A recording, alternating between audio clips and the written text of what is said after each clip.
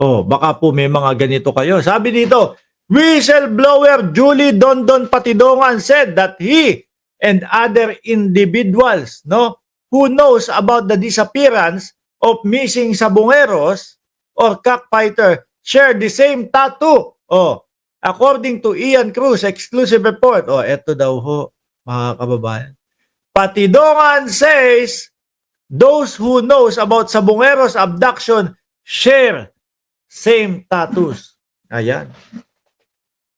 Ano daw po itong tattoo na to? Michelangelo o ano? Sandali nga, basahin ko. According to Ian Cruz, exclusive report in 24 Oras on Monday, Patidongan showed the tattoo symbolizing Saint Michael, the archangel, below his nape. He said that there were some 20 of them who had the same tattoo to show their alliance. O, ayan niya ang pinakita ni Patidongan ho. Magkakasilipan ito. No? Magkakatanungan. Ikaw, may tattoo ka ba? Sabi ni Jenny Ramos, triad din ba yan, Sir Mark? Hindi, yan lang daw yung palatandaan nung kanilang alliance. Yang tattoo na ano ba? Michelangelo. Saint Michael, the archangel. Oh. Yan daw ho, mga bossing. Nako, silip-silip kayo. Diyan sa inyong mga sa inyong mga kapitbahay. Baka may makita kayong mga ganitong tattoo ho, mga bossing. Ayan po, GMA7 ang naglabas ng balita na ito. Ang nagpakita o ang pinakitaan ni Patidongan ng tattoo na ito, mga bossing. Sabi ni Ma'am Lynn Mariano, hello, Boss Mark. Oh. Sino pa nandito?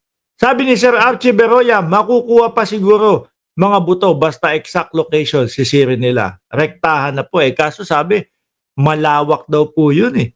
No? Malaking lugar daw po yun eh. Oh. Una siguro maghahagilap, tapos pag umabot na doon sa kung saan yung lokasyon, ayun, sa pool na. Lalo hong paniniwalaan si Patidongan o si alias Dondon o si alias Totoy kapag pagkaho una payagan. Di ba? Una, pag pinayagan ng P-Box na kalkalin po yun. Eh, kaso mukhang merong ito, yung pinapakita natin. Meron pong ang P-Box eh. May banta po ang P-Box, mga kababayan eh. Sa Taal update, ayan no. Siyempre ho, sasabihin nila eh, hindi pwede, bawal, no? Kasi delikado ngayon ang Taal. Baka kayo eh masabugan. Ayan. Dapat ginawa din ni Pulong yan, ipakita ang dragon sa likod niya. Hindi nga eh. Ewan ko kay Pulong, ba't hindi pa pinakita? Total naman, ang sinasabi niya eh wala siyang alam o wala siyang tato.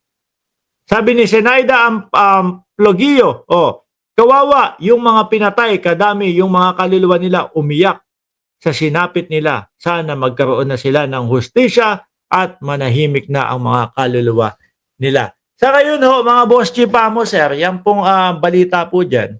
Gitna lang po talaga tayo, no? Mahirap pong kumiling agad dyan dahil wala pa naman po tayong mga nakikita. Lahat po yan, hearsay muna, no? Ang importante eh ito, meron tumatayo na sinasabi na testigo daw po siya at nabibigyan ng pag-asa yung mga kamag-anak ng mga sabongeros, mga boss. Kapagod. Mga boss chipa mo, sir. 700 viewers. Ako po ay magpapaalam na sa inyo, no? Eh, kakatapos lang po ng dito sa amin, ng long weekend. Kaya medyo magpapahinga na po. Maraming salamat. Huwag niyo pong kalimutan na mag-subscribe, mag-like, at mag-share po. At doon sa late naman po, eh pwede niyo naman po itong panoorin ng replay. Maraming salamat and God bless po sa ating lahat, mga boss.